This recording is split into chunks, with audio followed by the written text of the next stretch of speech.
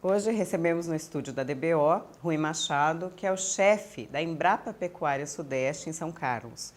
Ele vai nos contar sobre os projetos da unidade, que tem um mote muito específico na sustentabilidade, na intensificação, com uma unidade demonstrativa de ILPF e alguns projetos muito interessantes no uso da automação e pecuária de precisão no confinamento. Quem vai conversar com ele sou eu, Carolina Rodrigues, e a editora da revista é Maristela Franco. Bom, Rui, a área de pesquisa científica, ela sofreu um golpe profundo aí neste ano, com um corte de 42,3% no orçamento, né? Um dos maiores já vistos. E fala-se inclusive em apagão na ciência.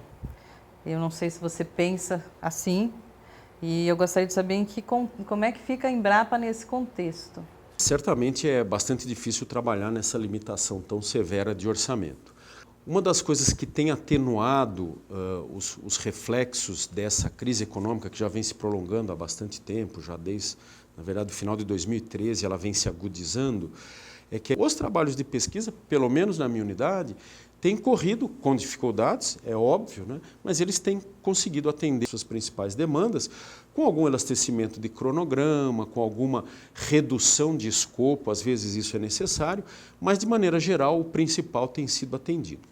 Agora, esse já é um momento um pouco diferente, porque a partir de 2020, aí nós já esgotamos o que a gente podia esgotar em termos de aumento de eficiência, priorização de atividades, racionalização dos processos, né? Para você ter uma ideia, nós temos 34 portfólios de pesquisa, são temas de interesse, né, nacionais, regionais, mundiais, e é conduzido por essa equipe de pessoas. Então isso pode desacelerar o processo de geração de conhecimento e produção de inovação. Você vê alguma chance de reversão desse quadro?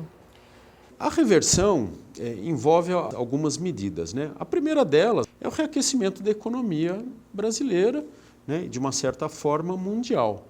Então é preciso reaquecer para que o consumo seja estimulado, a arrecadação aumente e aí comece a aliviar os cofres do governo para que ele possa investir.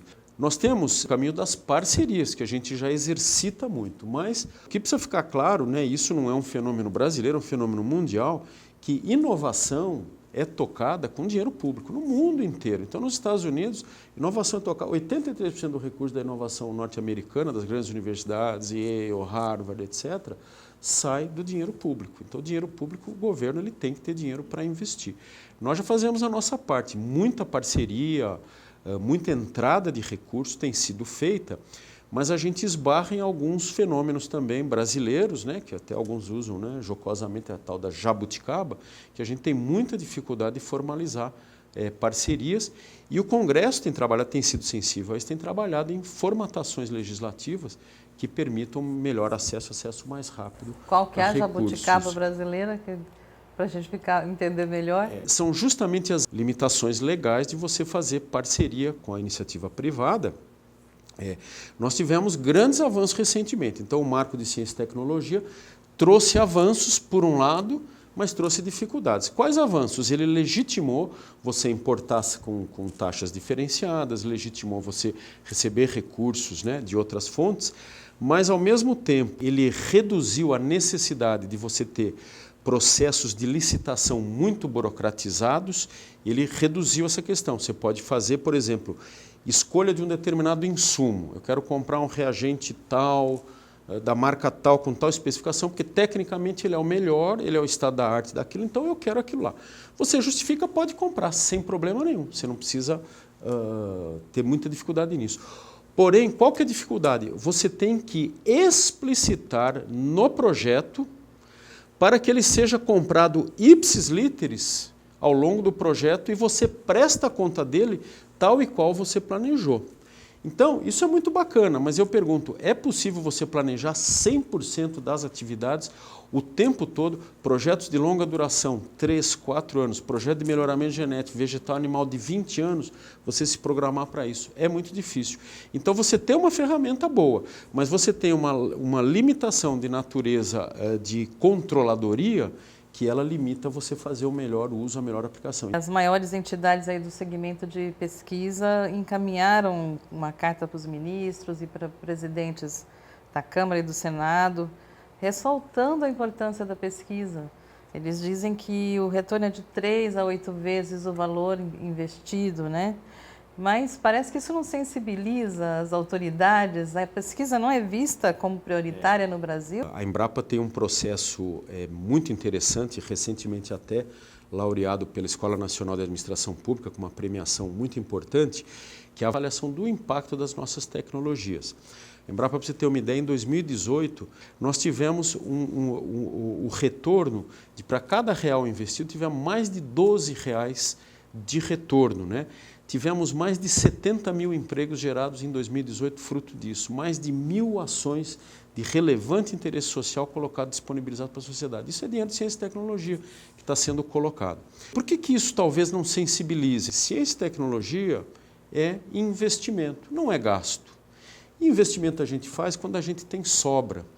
E o Brasil, ao longo dos últimos anos, não tem tido mais sobra. Nós temos tantos problemas, né? Problemas com a saúde, problemas com a segurança pública, problemas com a habitação, que começa a fugir do imaginário nosso, dos parlamentares, começa a sair daquela questão de prioridade. A mensagem que tem que ficar é que é algo assim, não dá para cortar as pernas pensando em poupar sola de sapato.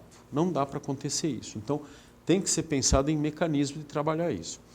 A Comissão de Assuntos Econômicos do Senado aprovou um outro projeto de lei que também flexibiliza o uso das receitas geradas nas instituições de pesquisas para uso dela. Então, esse projeto de lei vai permear essa oportunidade de você poder fazer uso desse recurso. Exatamente, e justo, exatamente. Um outro tema sensível é a questão da exoneração do Dr. Sebastião Barbosa como presidente da Embrapa, né? Como é que estão os processos sucessórios desde então? Você tem informações sobre a escolha de um novo nome? Esse é um cargo que está na seara de escolha do Ministério da Agricultura e a ministra entendeu que havia um desalinhamento, né, da proposta de trabalho que ela pretende incorporar no Ministério, da visão do então presidente Sebastião Barbosa e achou por bem retirá-lo da presidência. Está na presidência agora um pesquisador de carreira, Dr. Celso Moretti, uma pessoa extremamente qualificada, preparada para levar adiante a empresa e nesse momento de turbulência e fazer as modificações que sejam entendidas como necessárias, né? E com relação ao processo sucessório, nós não temos informações adicionais. Houve rumores, né, de uma busca por nomes, até do mundo empresarial, né? O governo alegou, havia necessidade de buscar um perfil mais aberto, mais moderno, né? Mais atualizado, assim, incluindo o que você acabou de dizer, representante do setor privado também. Como você vê isso? Você acredita nessa necessidade? O que é o problema da Embrapa? Dinheiro. Dinheiro é o problema da Embrapa, né? E como resolver o problema da Embrapa? É ir atrás de dinheiro, né? Que é o que a gente está fazendo e movimentando o legislativo. Então, esse é o problema fundamental que a Embrapa passa. Nos últimos 2 anos, foram criados 3 grupos de trabalho, cada um, que levantaram, mapearam todas as nossas necessidades de interação com o meio ambiente externo, necessidades de revitalização interna, necessidades de modernização interna. Então, esse mapeamento existe, as ferramentas para fazê-lo, elas existem. Então, assim, a empresa sabe o que precisa ser feito, onde precisa ser feito, lógico, guardando coerência com a política governamental. E isso é o governo que tem que dizer o que tem que fazer. Internamente, num quadro de 2.200, 2.300 pesquisadores, a maioria quase que absoluta, com PhD, os mais jovens de casa, têm 6 ou 7 anos, que foi desse último concurso, né? Quer dizer, então já existe uma experiência, existe uma massa crítica formatada. 43 chefes de unidades descentralizadas que passaram por o crivo que eu passei para vocês. Então, assim, eu acho que a inteligência interna é suficientemente capaz para poder conduzir processos e, alinhada à política de governo, tocar essas mudanças. A administração pública é muito diferente da administração privada. A gestão pública é o lugar onde querer nem sempre é poder. Então, o que acontece? Você tem uma lógica de um CEO de uma grande empresa multinacional, de uma empresa nacional. Se ele quer aplicar para uma empresa do governo, para uma empresa estatal, ele vai ter dificuldades gigantescas. Recentemente, a Embrapa foi alocada na chamada Lei das Estatais, que é uma lei de 2016, 13.303. Essa lei das estatais, para nós, está sendo uma verdadeira punição. Em que sentido? Nós estamos alocados com empresas como Eletrobras, como Petrobras, que geram receita própria, cuja finalidade é lucro em termos de recursos financeiros, e que não é esse o nosso papel. Rui, falando da Embrapa em si, Pecuária Sudeste, né? Qual é o foco de trabalho da unidade atualmente? Quantos projetos de pesquisa está conduzindo? Quantos pesquisadores tem? Dá um raio-x para a gente da unidade, né? Nós temos, né, o mote ou o mantra, é a questão da pecuária intensiva e sustentável, não é? Então, dentro desse arcabouço, você começa a colocar as várias ferramentas que podem levar a isso. Então, você tem ferramentas de nanotecnologia, você tem ferramentas de automação, você tem ferramentas de conectividade, de uma série de coisas. Nós temos uma equipe hoje de 42 pesquisadores, né? 41 deles possuem doutorado, são pessoas muito experientes e que dão curso a essas tratativas de incorporação desses conhecimentos com um enfoque sistêmico. São equipes que trabalham em muita sinergia e complementaridade para que você possa desenvolver sistemas que façam sentido para a produção. Vocês têm um projeto de pecuária de precisão. Que tipo de pesquisa está sendo feita dentro desse projeto maior aí? Nós temos 3 focos principais de pesquisa com isso aí. Um foco principal é na pecuária leiteira, né? E o outro foco na pecuária de corte, dividido em 2. Nós temos um sistema de automação para os processos de confinamento de bovinos, né? A terminação, que ele está sendo totalmente automatizado. Depois, no gado de corte, ainda nós temos o sistema de automação em integração, produção de animais e integração lavoura, pecuária, floresta. E depois, no bovino de leite, nós temos o sistema totalmente integrado com todos os animais. Por que a gente elegeu o sistema de confinamento? Porque é aquele sistema onde o influxo de insumos é o mais rápido possível, então o erro ali ele tem um impacto muito grande, porque se você erra, o desperdício é muito grande, o exagero vai penalizar muito o custo, a carência vai penalizar muito o ganho de peso e a produção dos animais, então elegemos isso por essa razão. Comercialmente ele é muito interessante, então o animal terminado em confinamento, né, existe uma demanda específica, então é interessante. E é onde você pode imputar também, como quarto item, a rastreabilidade de uma maneira mais importante. Hoje o nosso sistema de confinamento ele é totalmente monitorado. Então aí você começa a colocar automação do sistema e conectividade juntos. Então os animais que entram lá são identificados eletronicamente, tem coleiras com sensores e esses sensores fazem com que, quando ele se dirige para o coxo de alimentação, desce a alimentação que foi determinada para ele. E isso é pesado milimetricamente. Mesma coisa com o consumo hídrico, mesma coisa com a emissão de gases do efeito estufa, existe um aparato com isso aí. E mesma coisa de deslocamento e sensores de fisiologia própria, como temperatura, deslocamento que eu já mencionei. Então você monitora tudo isso, vai para uma central e essa central te dá mapas em tempo real do que está acontecendo. No ILPF, o animal também tem sensores por meio de coleiras e eu tenho tudo que ele faz, ele se desloca. Nós temos sensores térmicos e temos também, por meio de câmeras, um mapa de temperatura superficial desse animal para você verificar o efeito que tem a pleno sol ou em sombreamento, né? Então, no sistema de integração lavoura-pecuária-floresta, onde tem árvore, isso é muito interessante, porque existiram uma série de dogmas. O animal não pasteja em pastos sombreados, né?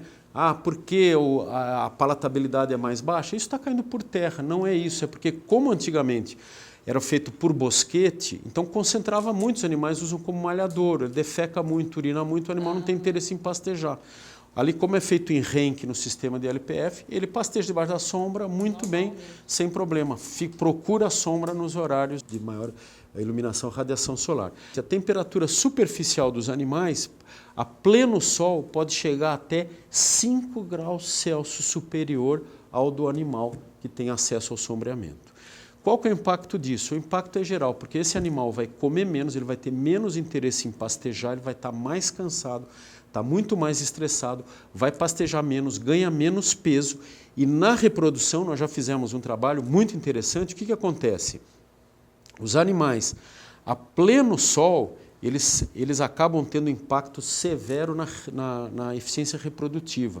Então você tem de 15% a 20% de prenhez maior nos animais à sombra. Então imagine o seguinte, eu tenho 100 vacas a pleno sol, tenho 100 vacas com acesso à sombra. As 100 vacas com acesso à sombra vão me dar 90 bezerros, fim da estação de monte, estação de nascimento. As que estão a sol vão me dar 70 bezerros. É fácil de ver quem tem chance de ser competitivo, quem tem chance de ser lucrativo. Isso está devidamente medido. Então, com isso eu convenço o produtor rural, olha como é bom fazer pecuária correta, agricultura correta. Você fazendo certo, é bom para o ambiente, é bom para o animal, é bom para você. Então, é um investimento que se paga. Em que áreas você prevê grande impacto da automação e de outras ferramentas dessa chamada pecuária 4.0 aí nos próximos anos? Nas áreas de confinamento dos animais, isso vai ser muito importante, em que você vai ter arraçoamento automatizado, a monitoração dos animais automatizada, com rápida intervenção. Então, isso vai ser muito importante nesses sistemas mais intensificados. E na pecuária de leite é um serviço extenuante por causa das horas dedicadas ao trabalho, do tipo de regime de trabalho que é feito. As ordenhas, por exemplo, em gado especializado, são feitas muito cedo da manhã e de preferência no final da tarde, começo da noite. Então isso dá dificuldades até de natureza de legislação trabalhista. Então essas áreas, elas são áreas-alvo importantes de você automatizar os sistemas, né? Não só porque tem potencial de agregação de valor importante e também porque elas são áreas que são carentes, elas necessitam de uma rastreabilidade mais acurada com relação, seja leite ou carne, mas também a segurança dos alimentos.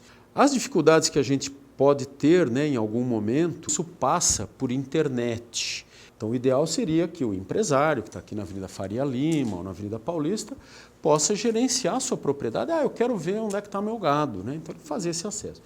Isso é dificultado hoje pela nossa rede de infraestrutura em conectividade, né?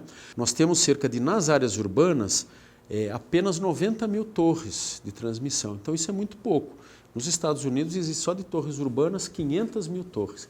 Na China, as informações que vêm são de 2 milhões de antenas. Então, assim, conectividade está na porta, né? Então, assim, nós sabemos como fazer, nós sabemos como aplicar, mas, na verdade, nós não temos como aplicar esse grau de conectividade. Nós estamos em São Carlos, né, que é o interior de São Paulo, prosperíssimo, né, Califórnia brasileira, esse tipo de coisa.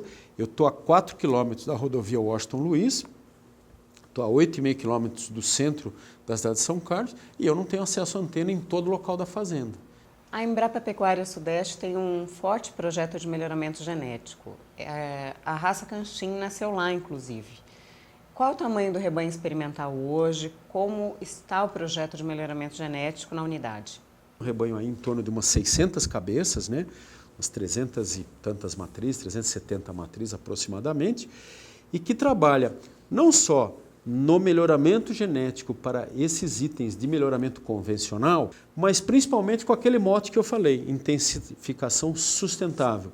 Nós estamos trabalhando para a criação de algumas linhagens que sejam mais resilientes aos desafios climáticos que têm se impostos agora e os decorrentes dele. Então, por exemplo, o animal que é mais resiliente à insolação, o produtor que não tem condição de dar sombreamento na medida necessária, então aquele que aguenta mais.